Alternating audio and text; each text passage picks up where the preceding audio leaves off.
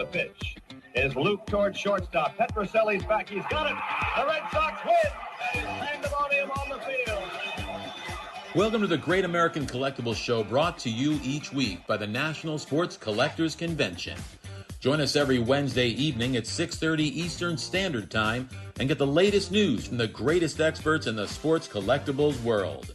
You can watch us on the Great American Collectibles Facebook page, as well as YouTube, or you can listen to us on Spotify, Pandora, iHeartRadio, or any of your favorite podcast platforms. And now your hosts, award-winning sports collectibles author Tom Zappola and Red Sox Hall of Famer Rico Petroselli. Welcome, everyone. Tom Zapp, my good friend and co-host, Red Sox Hall of Famer Rico Petroselli. Louis in the house. We've got two great guests. JP Cohen from Memory Lane Auctions. JP is going to be with us for the whole hour. And our other good friend, Jeromy. Jeromy, you have got a little tan going there or something? I might have been out in the sun a little bit with the kids this Memorial Day. You're looking good. You're looking good. I got to tell you, before we get going, Lou, you can appreciate this because you lived a couple of doors down from me several years ago. Yeah. So day before yesterday, I'm on my dock, and I had a cigar going. No fishing rod, just a cigar. And what do you think came by me for the first time? We've been here 25 years. A fish came out of the water and two giant swans. Oh, okay.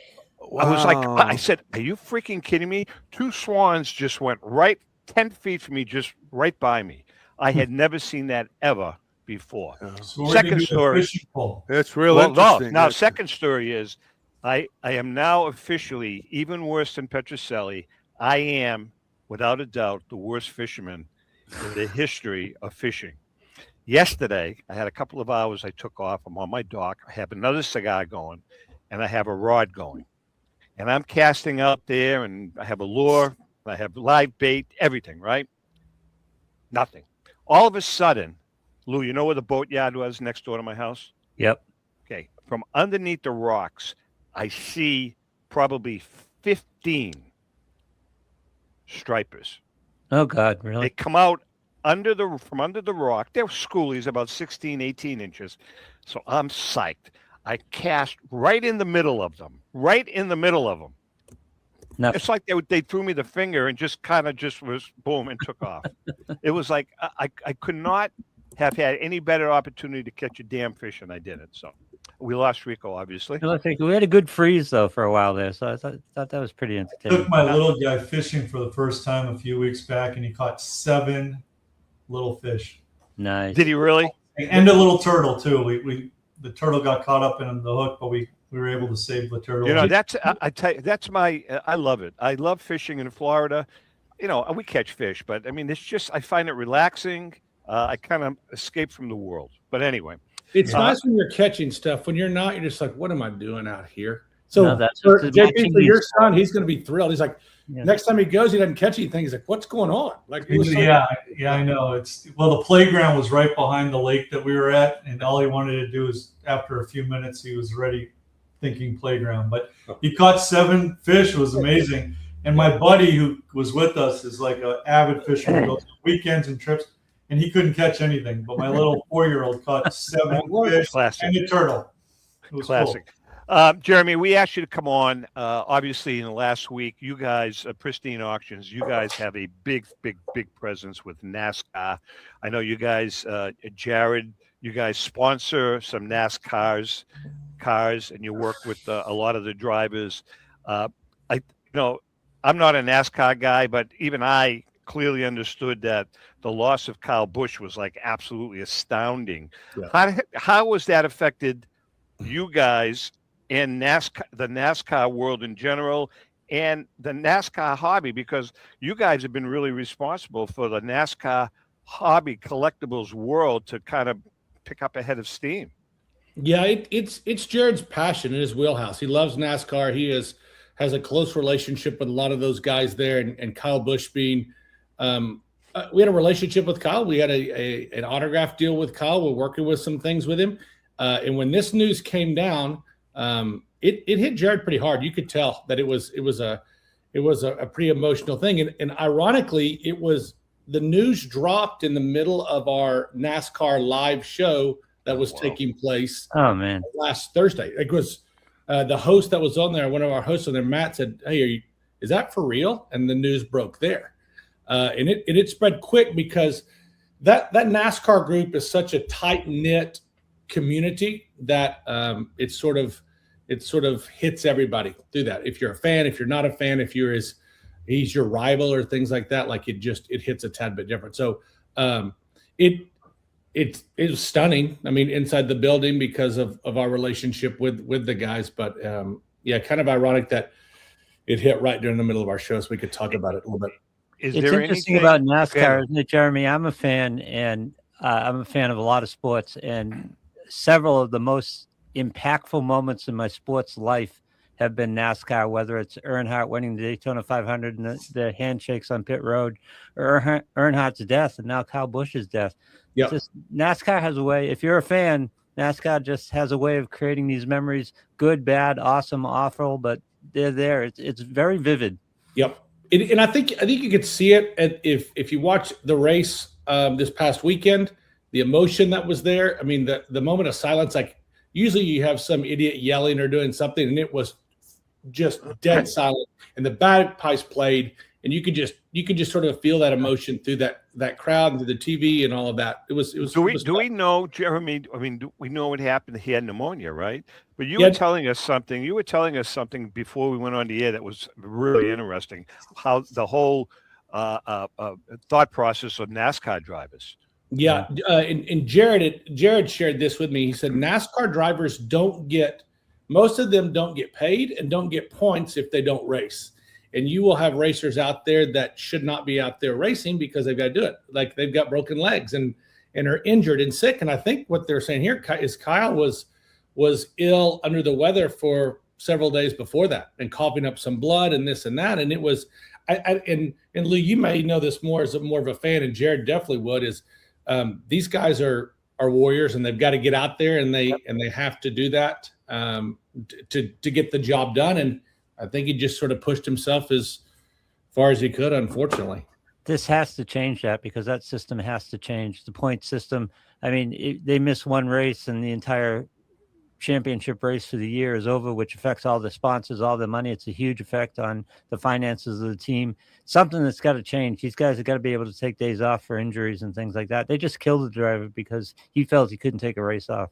Yeah. Right. Interesting. Before we let you go, let's talk. I don't want to bring it up, but I'm going to bring it up. Let's talk about the hobby. Does this impact, as I know you guys have picked up a head of steam, does this impact the hobby? Yeah, it was, like I said, we're in the middle of our live show, and when that broke, and at that time we were selling all things NASCAR, autographed diecast and helmets and this and that. And obviously the first thing people start asking for is like, hey, do you have Kyle Busch stuff? And we do. We have Kyle Busch stuff for sale. And we said, hey, today's not the day to sell this stuff. It is. We're not going to take advantage of this. And Matt, our live host, did an amazing job saying, hey, it's not today, guys. Like, we need to let the family grieve. Let's figure out what happened and this and that. Well, what we've done in the meantime is for the past 8 days, Kyle Busch was number 8. So for the past 8 days, we have been selling Kyle Busch merchandise, signed items and things like that. And every bit of those proceeds are going to be donated to a Bundle of Joy fund that he and his wife set up there for those events. And so, yeah, prices have spiked. Prices have absolutely spiked. And we are not taking advantage of any of that. And I am so glad that we took the high road there. And when that auction was going on, and there are people in this industry that love to take advantage of things as quick as they possibly can. And it kind of shows what kind of person Jared is and Pristine Company is like, hey, it's not the time today. And when we do decide to sell that stuff, it's going to be the benefit of those that need it. Good for you, man. That's what so Bundle of Joy Fund is what all of the proceeds for the Kyle Busch items that we're selling over the next. It started on Saturday, I believe. Saturday we started selling, so 8 days. So it'll be through this week. So they can go right to pristineauctions.com, and there'll be a header that says a Kyle Busch auction. Good. Yep, right there at top. And then even if you go in there and you search and you find Kyle Busch items, anything that is there is going towards them. And it's unfortunate. We were excited to be working with Kyle, but we're going to make the best out of a horrible situation and help all that we can. Great. Good luck to you guys.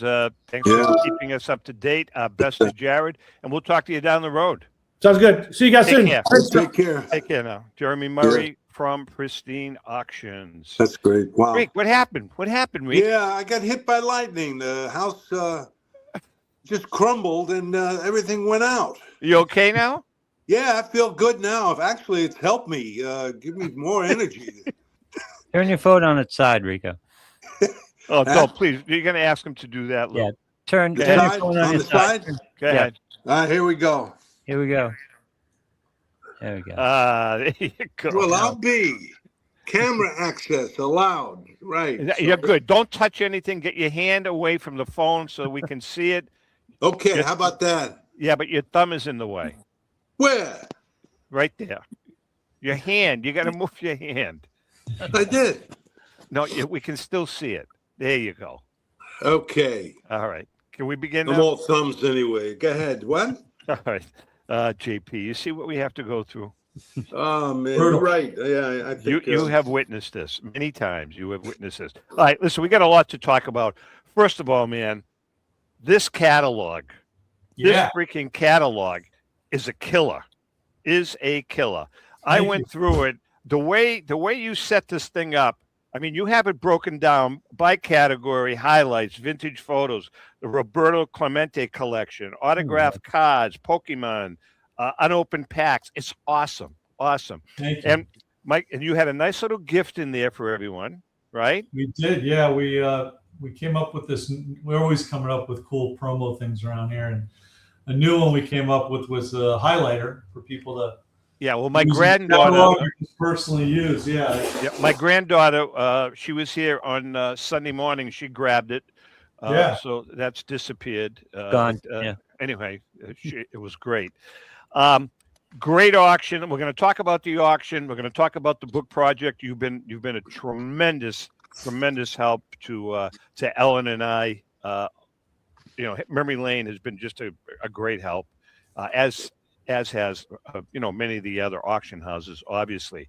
But let's talk about some of the highlights. The first thing that stuck out was that Ruth ball signed for the kid. Now, you had that ball years ago, correct? Yeah. So been doing this so long that I always say that my big joke around here is if we do it right, we're never selling anything, we're leasing everything. So if we're good to our customers and we work hard, this stuff will be returned to us like a revolving door. And in the case of this baseball, it is come true. Actually, it came true twice. Sadly, a collector passed away that bought this ball in a prior auction, and the family reached out to us and asked us to sell it, which we are proud to do in this auction. When you look at the catalog, you see, wow, this real shellac, dark-looking Babe Ruth signed ball. What's it doing on Memory Lane's front catalog? Well, it's one of the coolest stories of a Babe Ruth ball that I've come across. And I collect a lot of Babe Ruth stuff. And, it's got to be almost 15 years ago when we first saw this ball. It was brought to us by a dealer. And I don't know if I could share a little of the information. The dealer got a phone call from this family. And of this boy, and we'll call him James because that's his name. Little James at 7 years old back in 1929, his dad worked for Kodak, and his dad said, wanted to take little James to a Yankee game. So they went to Yankee Stadium, and part of the day was to test out one of the prototype cameras that Kodak came up with, video cameras. So his dad, who was part of that process for the company, took the camera and little James to a Yankee game, got there early during batting practice. How the story goes from the gentleman that bought the ball and met the family. He bought it, I think, in the 80s. The family said that James and his dad went to the game early. During batting practice, the ball was hit. Little James got himself a souvenir ball. And they were about 10 rows or so up from the rail of the bottom level of Yankee Stadium.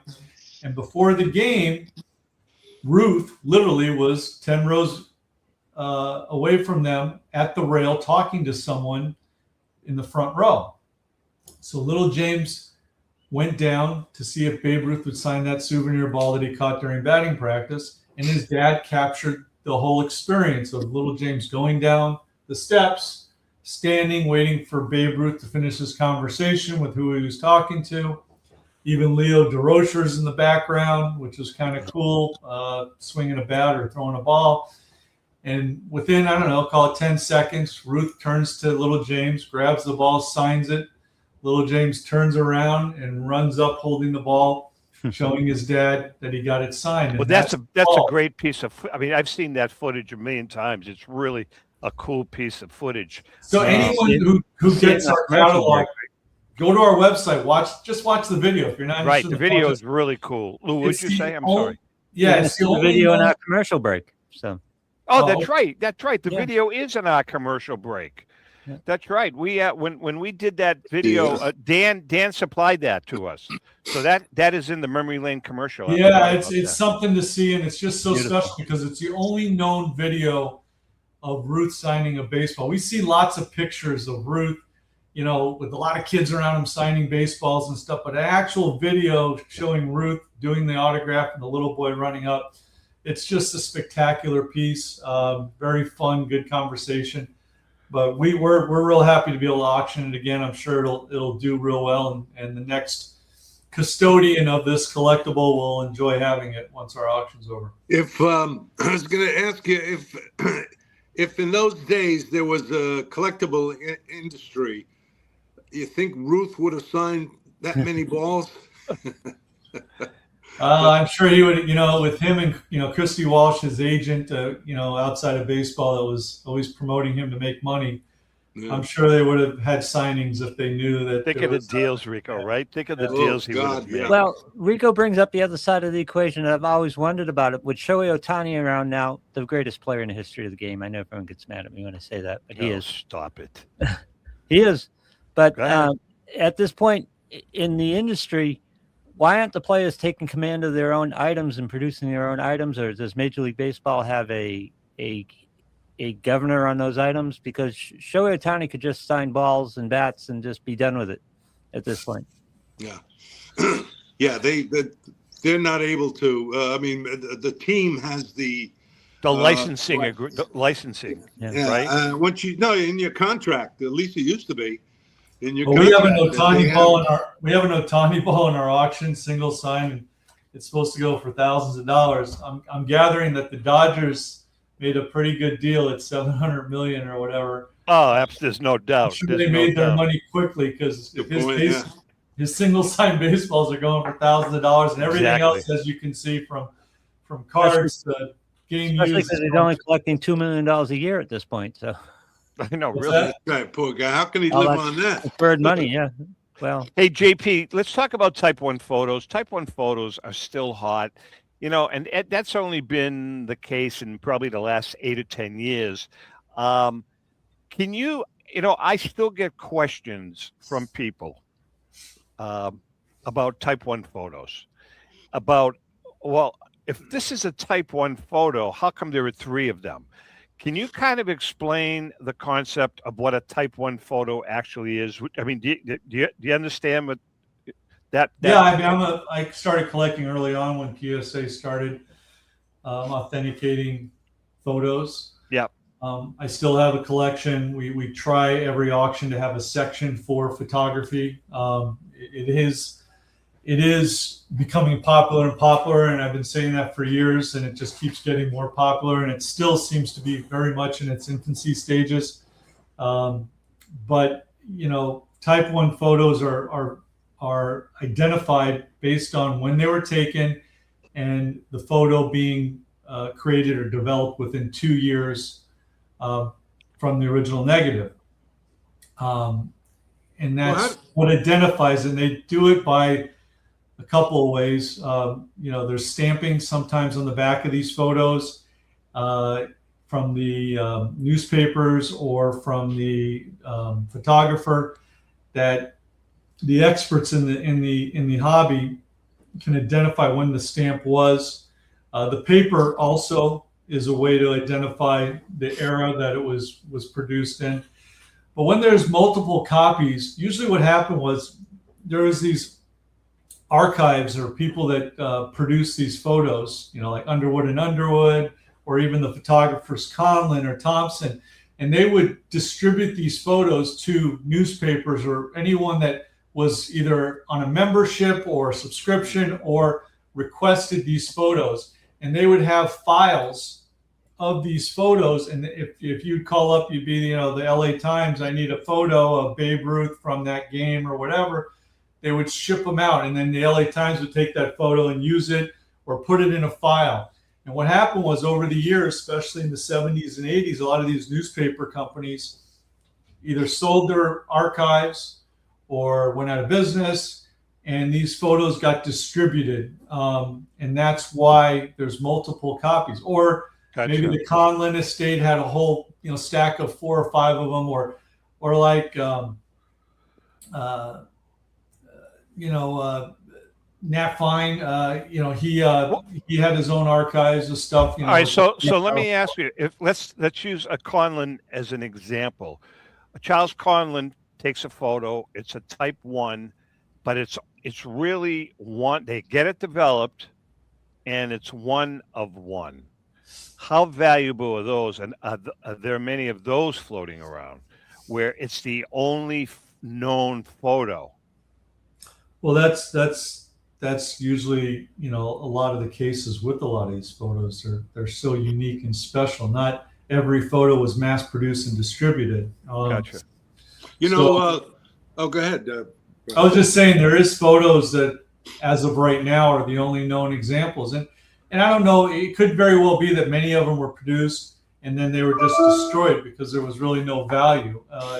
People didn't, look at it from a standpoint that it had value. It just was in the way. In fact, the Underwood and Underwood collection, which was one of the biggest distributors of photos, especially sports and Americana and stuff like that, all the way, from the early 1900s all the way to I believe the 70s, but they were around a long time.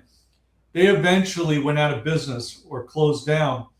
And I know the gentleman, or I got an opportunity to meet a couple of guys who were fortunate to buy the archives. And how they bought it for nothing practically. I mean, it was almost a giveaway. Is that if you can visualize those old metal file cabinets, there was a floor in New York City, like a whole floor full of these things that were from the Underwood and Underwood offices. Wow. And the owners or the heirs to the Underwood company, they eventually closed, said, look, we keep paying rent, or we got to get rid of this stuff. So these two gentlemen agreed to take it all. Oh, and man. They kept it all the way till present. They have most of it still. I was fortunate early 20 years ago to be able to buy a lot of the baseball ones. A lot of the Conlon photos you remember Conlon took pictures in 1927 of all the Yankees' eyes. Yeah. There's some real famous ones, Gehrig eyes or Ruth eyes. They had some of those in there, and so on. There's a lot of different Conlon images that they had, but Underwood distributed Conlon photography among other famous photographers' stuff too. That's how that stuff surfaced. I mean, you got a ton of them. You've got quite a few in the auction. Hey, before we take a break, tell us about the Clemente section that you have. So we were fortunate to get one of the best Clemente collections.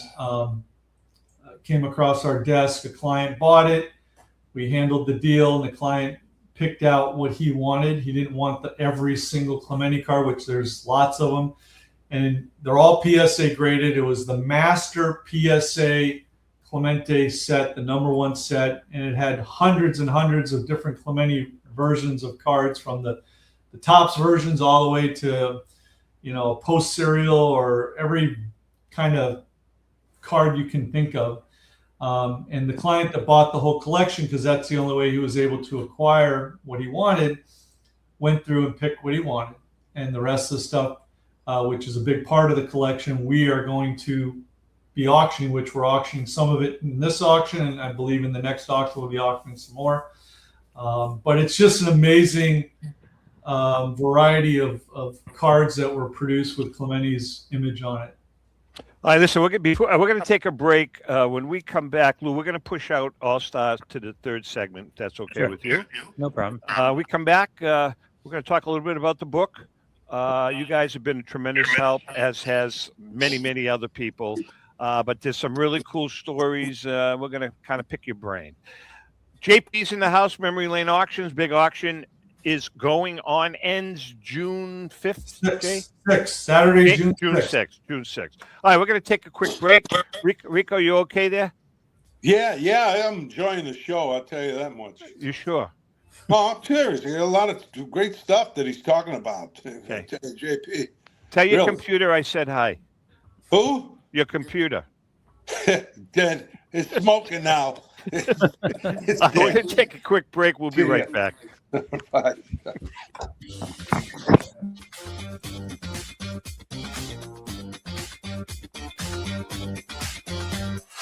1996, Brian Drent and the staff at Denver's Mile High Card Company have led the charge in the collectibles hobby.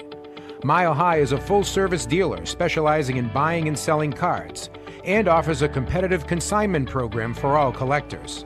Whether it be their computerized want list service, appraisals, or auction services, Mile High has it all. If you've been searching for a company with a selection of high-grade vintage 1888 to 1970 baseball cards and memorabilia that shares your passion, aim high, Mile High. Go to milehighcardco.com or call 303-840-2784 for more information. This is Brian Drent, president of Mile High Card Company. Is your sports card and memorabilia collection properly insured? For easily replaced personal property, homeowners insurance is all most people need. But for prized possessions that you may have spent a lifetime collecting, it doesn't go nearly far enough. Collectibles Insurance Services has been insuring for over 50 years. They offer a full range of protection and a $0 deductible at an affordable rate with no appraisals required. I know because they insure my collection. If you have a minute, go to collectinsure.com and learn more about insuring your personal card or memorabilia collection. Hi, this is Dan from Memory Lane Auctions, here to remind you that the renowned Memory Lane Collectibles Company has served as a beacon of light to the collecting community for the past several decades.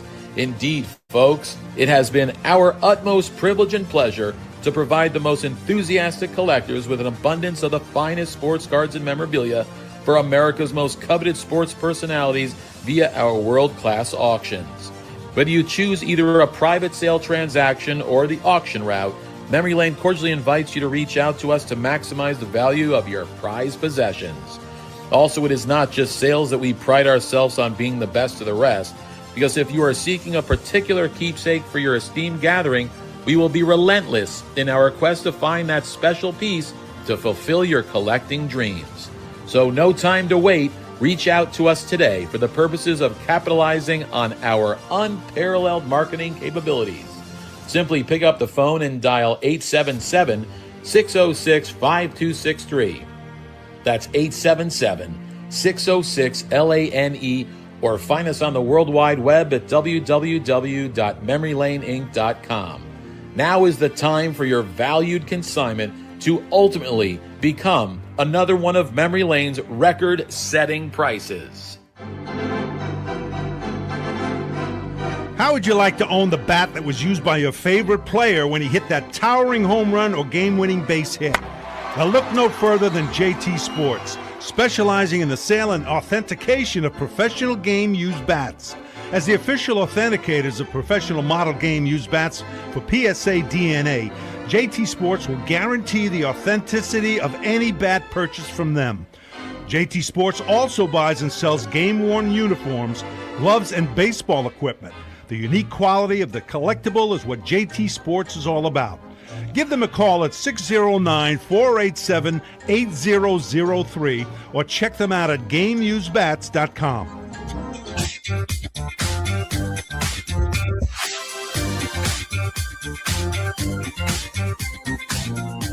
Okay, we are back, and Rico is gone. Rico's going to try to come back, I guess, Lou. We're going to give it a shot. We're going to give it a shot. Oh, Rico is here. All right, so we've talked about this. We started talking about the book last week. Rico's gone. I'm dead. No, you're good, Rick. We got you. We got you. I know it. Name of the book is Legendary Finds and Sports Collecting Treasures. We're really excited about the project. We have been working on it since probably last fall. And we have reached out to many private collectors, many of the auction houses. We've gotten some great stories about some of the greatest finds in the history of the hobby. And as I mentioned last week, we've broken it down to several different categories. Legendary finds, the first section, is of course the section on the greatest finds in the history of the hobby. We know the Rosen find, the Lucky 7 find, the Black Swamp find. There's a bunch of them. And then the second section, we're calling it Epic Treasures. And these aren't necessarily finds, but they're iconic pieces that really shape the landscape of the hobby. Yeah. Go ahead, Rick. Were you going to say something? No. I was going to say of the industry. Yeah. Yeah. Absolutely. But a couple of examples, and I asked JP without giving away the ranch, to touch upon just kind of a couple of the different stories or the backstories, because this is all about the backstories to the find or whatever. Tell us about, for instance, do you remember the story about the Northeast player find? Yeah, we were fortunate to. And this is a find, by the way. This is a legit find. It was an unbelievable find, and basically, it's kind of similar to a lot of the finds that we've been privileged to be part of over the years, where someone stumbled across it, either cleaning out an old basement or a building, and in this case, this find was a document find. And in the 80s, this gentleman that consigned it to us, it was for one of our auctions, was redoing an old building in New York, and the owner of the building asked him to basically redo a whole floor, and he got to a room, a closet type room, and it was just full of boxes, basically storage boxes, document boxes. So he called the owner and says, "Look, what do you want me to do with this stuff? This stuff's really old, but it's in here and it's in my way. If you want me to remodel, I got to get rid of this stuff." And the owner says, "Throw it away." So that construction gentleman started flipping through the boxes, and he saw it had baseball content in it. So he said, "You know what? I love, he's a big fan of baseball. He goes, I'll just take it home with me and put it in my garage and kind of go through it when I have time." So he did that, and years went by, and finally got around to, maybe 20 years went by, and got around to looking at it, and he started to realize it was pretty important documents that basically shaped baseball in the late 1800s. And it had to do with the player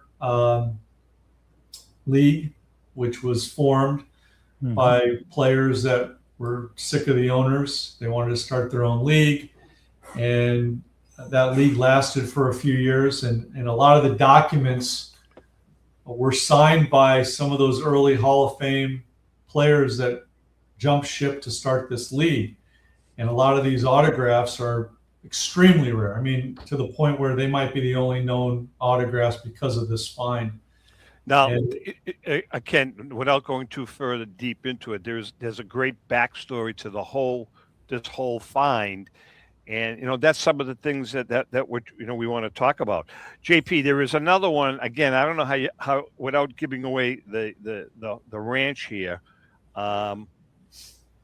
There's a story about Lou Gehrig, and Can you give it just a thumbnail, the check story, and with a thumbnail version of it? Is it possible?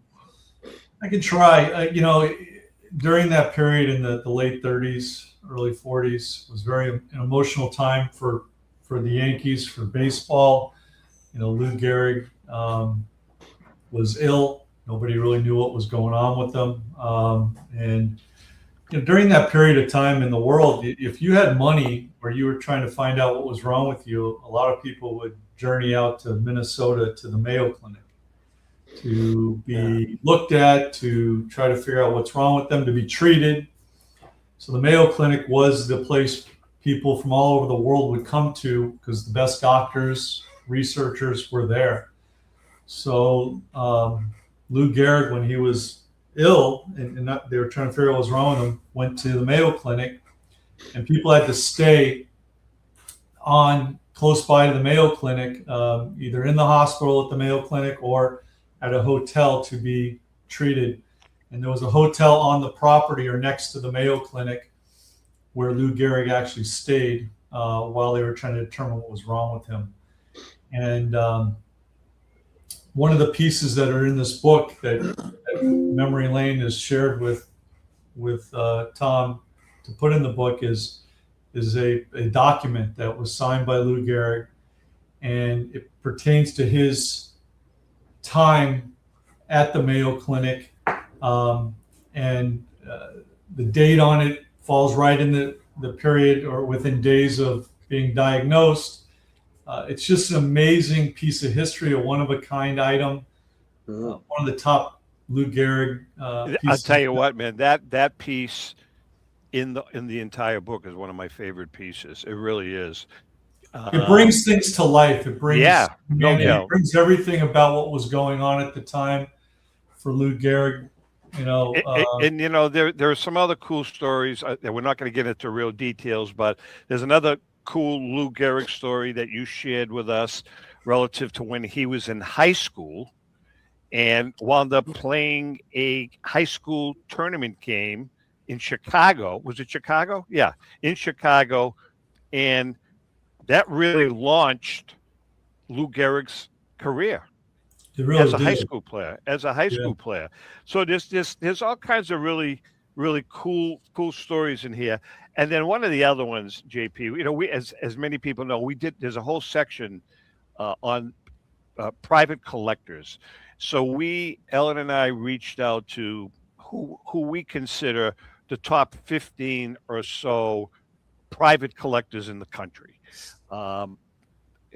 People like Marshall Fogel, Scott Island, Ken Kendrick, the heavyweights, collectibles in his hobby.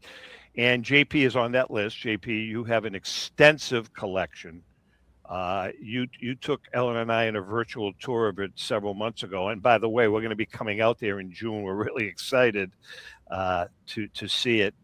We're going to be going out there for the cover shoot, and JP is nice enough to loan us a lot of his memorabilia for the book cover. But can I ask you, Tom, 1 second, as you're talking? Yeah. Are your stories all vintage, or is there anything? There's a couple. Okay. They're not all vintage. There are some modern stories in here. There's a handful, Rico. There's a handful. Yeah. Most of them are vintage stories, but there's some cool ones. Pristine gave us a couple of a NASCAR one. There is a Dale Earnhardt piece in here that is really a cool piece. And then there's some really cool ultra modern cards, Michael Jordan and Kobe stuff in here. But getting back to the private collections, JP, you're included in that that group. And Rico, I don't know if you remember, but every time we go to the National at the Memory Lane booth, is that there's a life-size figure, and he's got the only complete uniform worn by Lou Gehrig. I mean, that's a great piece. You have everything from the socks to the hat to the shirt, correct?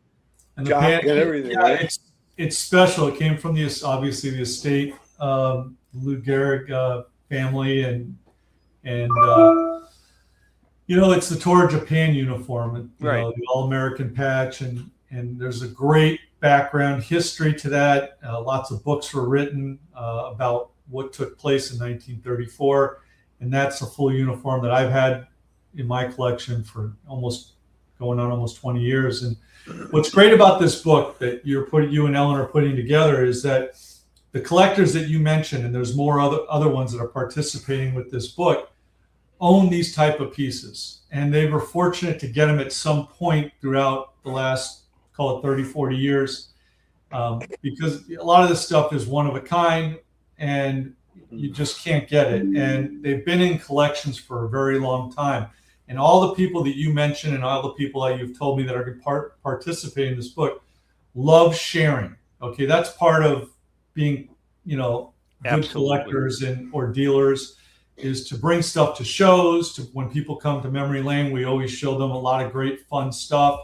It's not about always selling things. It's about sharing. And the book's going to allow people to see things that they've never seen before. A lot of unique, one-of-a-kind items, stuff that we've shared with you that you're putting in the book, and some of the stuff you've mentioned that's going to be in the book. Those are things that people, couldn't even see at Cooperstown, which makes it a really special book to have, because they're going to get to see things they've never seen. I mean, that's the thing that kind of struck us. There are items in some of these collections that are going to be in the book that should definitely be in the Hall of Fame. They should be in Cooperstown, number one. And there's a couple of private collections that I'll tell you what, man, I'll Hef your collection or Hef's collection, Mike Hefner's collection.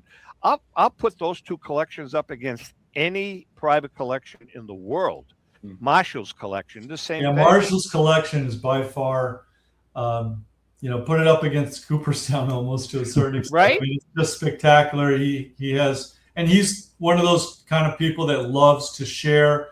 Is a ambassador for the hobby, and very grateful for all the years of knowing him and what he's shared and done for the hobby, and all the guys, Hefner's, all these guys have amazing collections, and this is a great way for us to share pieces. Right. Like I said earlier in this cast here, I said that we're just custodians of this stuff, and we're going to hopefully hand this to someone else or sell it to another collector down the road. But it's a good thing that while we own it, to share it and educate people and let people enjoy and experience it with us. Well, my personal favorite piece that is in this book it's called the Afterward, Rico.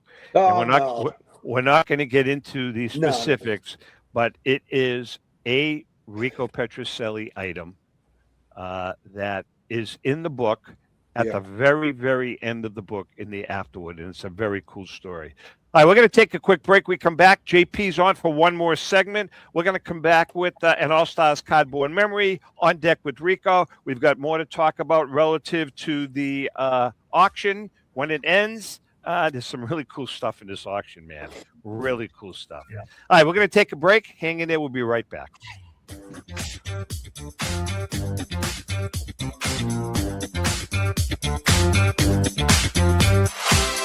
Family-owned and operated online auction specializing in autographed memorabilia, sports cards, coins, art, and collectibles. Since their founding in 2010, they've grown to 2 facilities in Phoenix, Arizona, totaling over 60,000 square feet. Jared Cavalier and an incredible staff of over 150 team members serve a very large customer base and enjoy every minute of it. By working with leading authentication companies, Pristine ensures all items are 100% authentic.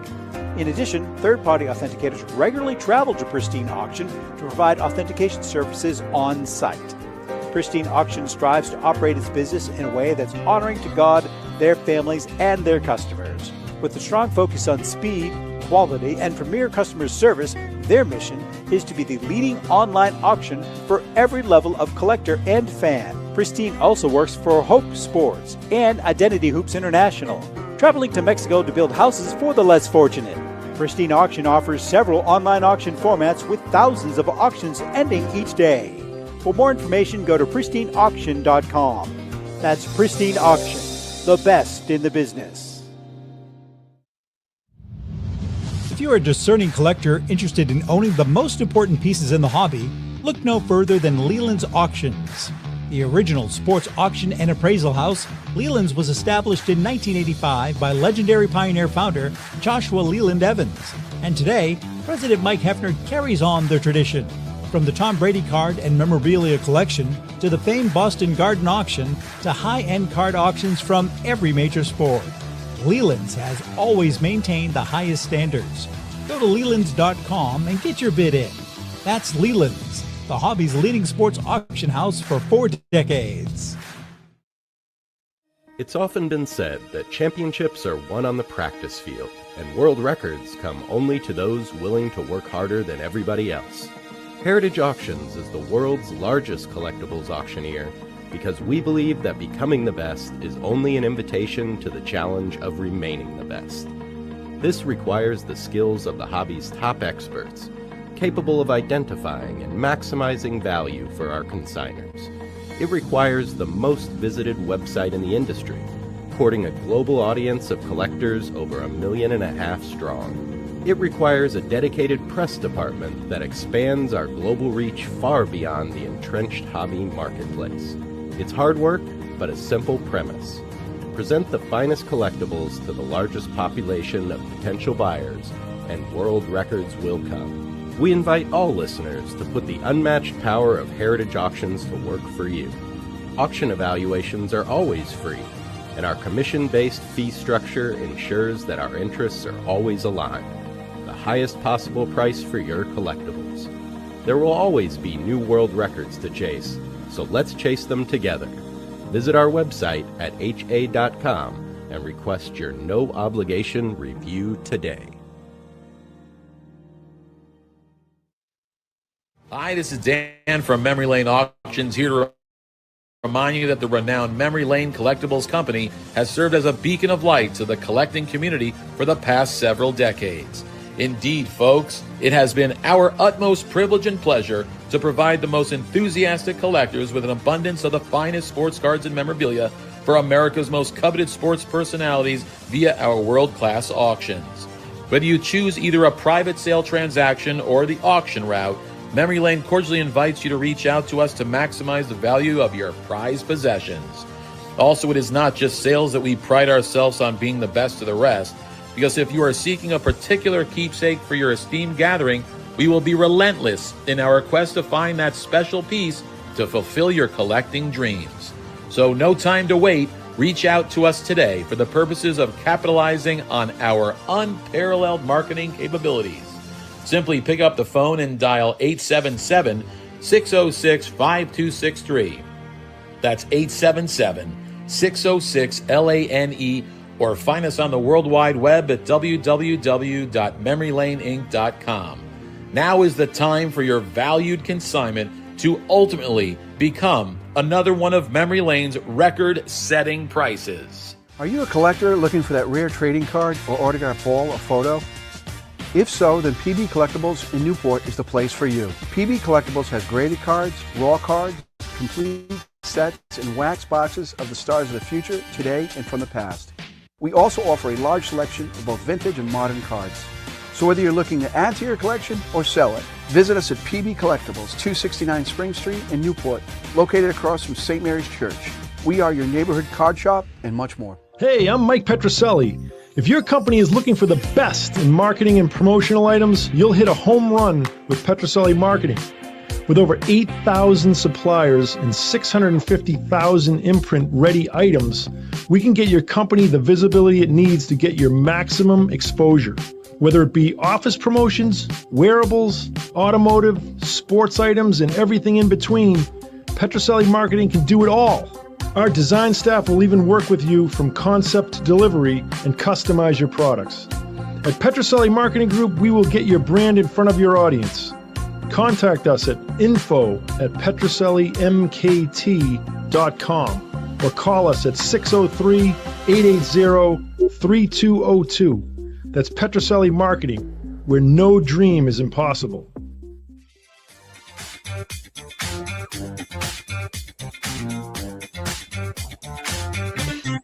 Okay, we are back, and JP's in the house. Rico, are you back up and running? What happened? Can you hear us? I guess he can't hear us now. I guess he can't hear us, Lou. You can hear us, can't you, Rico? Can you hear us? Mike, the mic. He can't hear us. Then why don't you let him go away until he can come back? That's what we're going to have to do. Okay. All right. Read lips. We can hear you. You can't hear us. Okay. Let him go. All right. It's time for a segment from an All-Stars Cardboard Memories brought to you by our friend Paul Borges and PB Collectibles. Go to pbcollectibles.com for that special vintage card at an amazing price. You know, Rico played with or against 56 Hall of Famers, as we all know, and we had a blast writing this book. Actually, I had a blast doing it with Rico and Ellen. As I've mentioned many times, Rico and I would sit in a bar room or a restaurant and say, okay, tell me about this guy. And he was very, very close friends with most of them. He played during the golden age of baseball with Mays, Mantle, Clemente, you name it. I mean, just the greatest stars ever. So this week's star that we're gonna highlight was his teammate, Carlton Fisk. To this day, Carlton and I are close friends. I liked him as a player and as a man. When he first came up to the big leagues in Winter Haven, they said he would be the next big Red Sox catcher. Well, he caught a game, and he was pretty bad, to be honest with you. Fisk had trouble blocking balls. He was striking out and chasing balls in the dirt. I thought to myself, are you kidding me? This is our catcher of the future? Fisk obviously wasn't ready yet, so after spring training, he was sent back down to AAA. In September, Fisk was one of those call-ups, and I couldn't believe my eyes. He was changed. He was so polished. He was blocking balls, had a gun for an arm, and man, could he hit. Darryl Johnson must have worked with him a lot in AAA. Pudge was so good, he took Rookie of the Year honors, and he soon became the best catcher in the American League. On the field, he had an ongoing battle with Thurman Munson, but off the field, they respected each other. Carlton had big, square shoulders, and when he walked, he looked like he was strutting. We teased him about it a bit, but some opposing players thought he was being cocky. In reality, that was just the way he walked. A superb athlete and real leader, Fisk was an all-star almost every year he played with us. One of the things I loved was how he recapped every game after it was over. We would talk about what we did right, and what we could have done better. Cotton was firm with our pitchers, and they respected him. When Bill Lee was pitching and Fisk would head out to the mound, Lee would turn and walk almost halfway to second base because he knew Cotton was going to get all over him. Fisk would wait patiently on the mound until Lee came back. They were really great friends, and Fisk knew how to handle spacemen during the game. Pudge got more big game clutch hits than anyone on the team. One season, we were on the game of the week about 8 times. I think he hit a homer in all 8 games. In Game 6 of the 75 series, I was in the dugout when Pat Darcy, a sinker ball pitcher, came in to face Carlton, a low ball hitter, in the bottom of the 12th inning. I thought, this is going to be interesting. When Fisk hit the ball, we knew it was going to be a home run, but from the dugout, we really couldn't see it very well. So I watched Carlton. He was waving at the ball, telling it to stay fair. When the ball was fair, we all went wild. We thought we had the momentum to win it all. Cincinnati had a great team, though, and they came back to take the World Series. I was absolutely shocked when Fisk went to the White Sox over a contract issue. He had many great years in Chicago, playing into his 40s. Talk about longevity. I see Carlton a couple times a year now. He still lives in Chicago, but he comes to Fenway every now and then. Hands down, Carlton Fisk is one of the greatest players to ever play in a Red Sox uniform. He never backed down, always protected his teammates, and he was never afraid to mix it up with the opposition, especially the Yankees. He is a great friend and a Hall of Famer in the truest sense of the word. Pretty good ball player. Enrico's not here to talk about him, so Fisk was a hell of a ball player. There's no doubt. And again, you can go to tomzapplermedia.com. I think the book is on sale. It's like $30 or something. Regularly retails for $40, but it was a fun book, and I think we won the Ben Franklin Award silver medal for that book. All right, let's get back to JP. JP, you've got some really, really cool items. You've got some high-grade 50s tops. Rico, can you hear it? Can't hear you. You still can't hear us, right? Yeah, I can't tell until we bring them on. So yeah. Oh, can you bring them on? I burn them It's on. the phone. Yeah, it's the phone. It's definitely the phone. Yeah. Okay. Well, we'll get to Rico next week. So let's talk about the Topps 50s cars that you have. You got a slew of them. Some really cool stuff.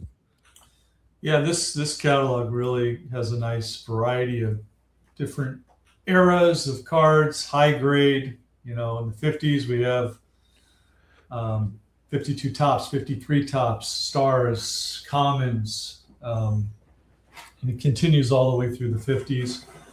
Lots of stars. Clemente starts in 55, and I think we have just about every year for Clemente all the way into the 60s from the Clemente collection. A lot of vintage too, a whole section of T206. I saw those cards. I mean, high grade too, which is, as most people know, for T206s to see a 7 or an 8 come to auction is a rarity, and very popular. A lot of autograph cards. That's one of the new areas that's really popular right now. Is people are gravitating towards getting star cards autographed, from rookie cards to just regular issue cards. We have a really rare Clemente signed card. We have a really high grade Reggie Jackson rookie. I think it's a pop 1. It's graded a 9, the card, and the autograph is a 10. I mean, to have the combo of both of them put together on a card is extremely rare. And that also goes for, we have an Elway rookie 10-10, a Marino rookie 10-10 rookie cards, graded 10 with the autograph at 10. Bird Magic rookie graded a 9 with a 10. I mean, extremely hard to acquire those type of combinations on a autograph card, but the autograph market is real strong. We have a whole Pokemon section. I was going to say that, man. You guys have really starting to dive into the Pokemon stuff, and you've got some really. I'm not a big Pokemon guy, but I mean, just from looking at it, it seems as though you guys have some real high end stuff there. The demand is there. I mean, we're typically a vintage company.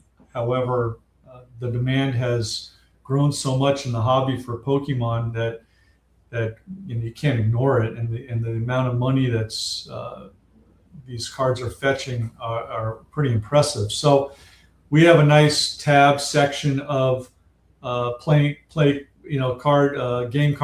Pokemon, so on. Take a look at those. High grade, lots of 10s, some unopened boxes from the late 90s of Pokemon. Saw those, yeah.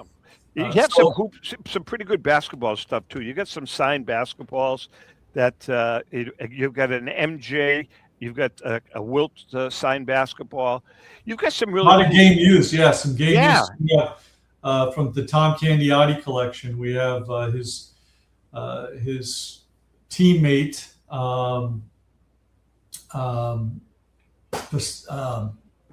Spacing out right now, but if you go into our memorabilia section, it's specifically or the highlights section, because we have lots of game used stuff. Back to Tom Candiotti Piazza, his catcher, all his equipment, his glove that he used to specifically catch the knuckleballer's balls. Candiotti. So Candiotti kept this stuff all these years. And has he liquidated his collection, or does he still collect, JP? He has a lot of the stuff, the game used stuff of other players, he used to trade. It was a common practice. He'd give a jersey, they'd give him stuff, and he's kept all that stuff. It meant a lot to him, but he's downsizing now that he's getting older. And, originally we met him 30 years ago. He was a big card collector. Right. He collected some of the best known cards in the hobby. At one time he had the 52 Mantle Tops and a 10. But Tom's a great guy. He's still active in baseball. And lately he's trying to thin out some of the stuff in his house. And we're fortunate to be able to help him with some really cool game used memorabilia. So we have some of that in our auction, as well as a lot of high grade cards, some modern cards. We have, some rookie 10s of different players from the modern era. So yeah, just check it out. We got an amazing Ohtani card that's in our auction since he's the hot player right now. Just a nice variety. I mean, this is one of those catalogs that that we really feel it has something for everybody. JP, I wanted to ask you about, we talked about this last week, recently in the news, and I think it's a good thing. Recently in the news, there was an article about PSA and how they are going to put $200 million into their infrastructure, and they're hiring 1,000 new employees. That's unbelievable. What is that going to do for the hobby? Is it going to help the grading, the third-party grading? Because I know there's been some issues with third-party grading, but the fact that they're bringing in 1,000 people they're going to be hiring, how is that going to affect the hobby? Well, I think it's going to help to keep people interested. One of the challenges, I'm sure, for PSA and just talking to the people over there is the turnaround. Collecting is very gratifying for a collector. If you're a true collector, you want to have your cards graded and you want to get them back, in a quick time frame. And with the Pokemon burst, a majority of what PSA is authenticating now is Pokemon. So there's a huge demand and need for grading and authentication. So I'm sure their infrastructure has to be improved on to be able to facilitate all the submissions. So is it going to help? Yeah, it's going to be great because people can get their stuff graded and get that gratification as a collector and then submit more stuff. So I'm sure it's not easy for them to find quality help. It's not like you can just go, hey, you can be a grader. They have to, I'm sure, do a lot of training. It's a pretty good learning curve. Hey, Louis, why don't you tell our viewers about some insurance and Finkelmeyer Insurance Company? Well, the Finkelmeyer Insurance Agency has been insuring collectibles since the early 80s. The late Tom Finkelmeyer wrote the original sports memorabilia insurance policy when no one else in the industry was insuring sports collectibles. A lifelong collector of sports cards, Tom Sr. instilled the love of collecting in Tom Jr., the current president of Finkelmeyer Insurance Agency. Tom Finkelmeyer Jr., with 3 decades of insurance experience, has paired that expertise with 50 years of collecting and with a litany of professional designations, including counseling and risk management. Tom covers every aspect of your collectibles insurance needs.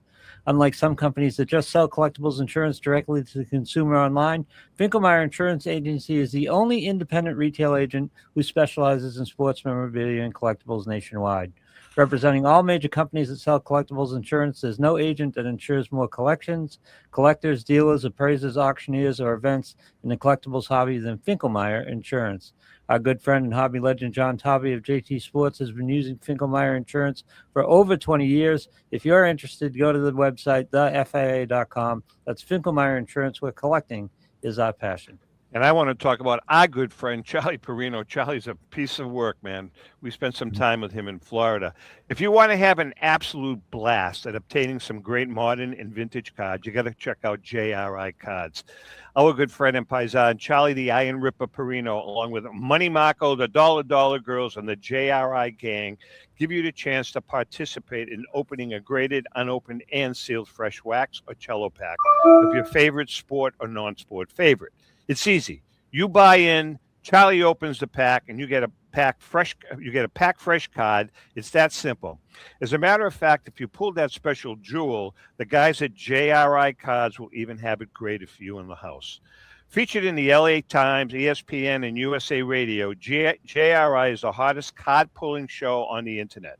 Charlie and his staff make it fun, entertaining, and enjoyable with this collection of hats, sound effects, and all the other stuff. And don't forget that JRI donates a part of their proceeds to various charities. That's JRI Cards. Check out their exclusive breaks and events that everyone is talking about. They're always digging up cardboard treasures. For a great hobby experience, go to jri.com. So, JP, we're going to be coming out there in June. Looking forward to it. We're going to. Yeah, Chrissy Good, our photographer, is going to be meeting us out there, and it's going to be great. Ellen is already envisioning kind of what she wants the cover to look like. I don't get involved in that part of it. All I do is, while they're doing the shoot, what I'm going to be doing is walking around your vault, looking at all your cool stuff. So that's my game plan. So when does the auction end? So the auction is live now. Bidding started last week, and it ends on June 6th, which is a Saturday. So we have a little less than 2 weeks, actually coming on almost a week left, and a lot of great stuff. If you go to our website, or if you're not registered, register. We'll send you a catalog. At the very least, check out some of the cool things like that baseball. Watch that video. It's really just fun. We just watched that during the commercial break here. It was very cool. Yeah. We're going to be at broadcasting like we do every year. We're going to be broadcasting for the National on Friday of the National from 1 to 3. JP typically is too busy to join us, but Dan always comes on board. Dan and Joe Tomasulo and Derek and Joe Orlando. But we're going to try to get you on. And you know who's going to be guest? You know who's guest hosting with me this year for the 2 hours? Gordy Bonkers. Hey. Yeah, Gordy's going to be he's going to be co-hosting the show with me. Looking forward to it. He's a good kid, vintage guy. We've spoken a couple of times, and I'm looking forward to working with him. JP, with that being said, I can't thank you enough for the help that you've given us. I mean, just a lot of little background stuff, and I'm going to shout out to you. Shout out to also Chris Ivey at Heritage, because these guys have helped us, Louis, with images that we couldn't get. I mean, everything always seems to trickle down to Heritage or to Memory Lane or to PSA. So if we're writing a story about a particular find, we couldn't find an image. At some point in time, that item was either in a Memory Lane auction or a Heritage auction. So we went back to them and say, guys, can you help us out? And you guys would, that's phenomenal. Happy to help. I mean, this is all fun for us to share and support what you're doing. I think what you guys do is amazing, and excited that you guys are coming out here and we can share more stuff with the hobby. And that's the driving factor. I love it. And that night, dinner is on us, or lunch, whatever we do. It's on our company. With that being said, JP, say hi to Dan and to our viewers and listeners. Lou, great job today. Rico, I don't know where the hell you are, but we'll talk to you later. With that being said, happy collecting.